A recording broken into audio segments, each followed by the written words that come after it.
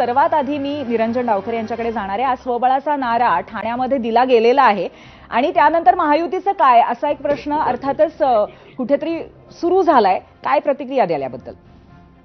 नाही, याच्यामध्ये आज जी आमची बैठक ठाण्यामध्ये झाली त्याच्यामध्ये ही बैठक खरं तर संघटनात्मक बैठक होती।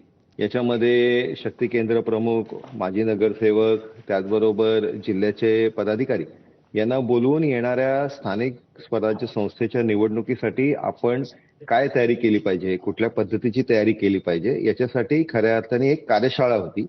आणि या कार्यशाळेच्या माध्यमाने येणाऱ्या महानगरपालिकेच्या निवडणुकीची तयारी हा विषय होता। त्याच्यामध्ये स्वबळाचा असा काही विषय झाला नाही। या संदर्भातला निर्णय जो आहे तो निश्चितपणे आमचे जे राज्याचे नेते आहेत निरंजनजी, पण ते मग त्या अबकी संदर्भातला बार निर्णय घेणार। 70 पार ही घोषणा काय होती आणि त्याचबरोबर महापौर सुद्धा भाजपचा असावा ठाण्यामध्ये अशा पद्धतीचं सुद्धा चर्चा झाल्याचं कळलंय। आपले आमदार संजय केळकर हे बोललेले आहेत, त्याबद्दल काय सांगाल? याच्यामध्ये केळकर साहेबांनी पण जी भूमिका मांडलेली आहे ती अशी आहे की कार्यकर्त्यांची इच्छा आहे की महापौर हा भारतीय जनता पार्टीचा असला पाहिजे। आणि ज्यावेळेस आपण महापौर जर भारतीय जनता पार्टीचा बसवायचा असेल तर आपले आता सिटिंग 23 नगरसेवक आहेत, त्याच्यामुळे आपण ही संख्या वाढवली पाहिजे।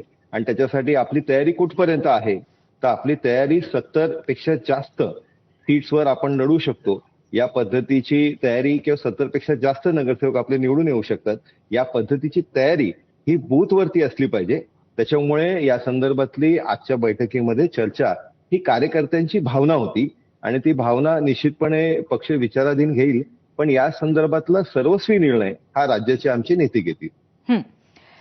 नक्कीच निरंजनजी, याच्यानंतर राजू वाघ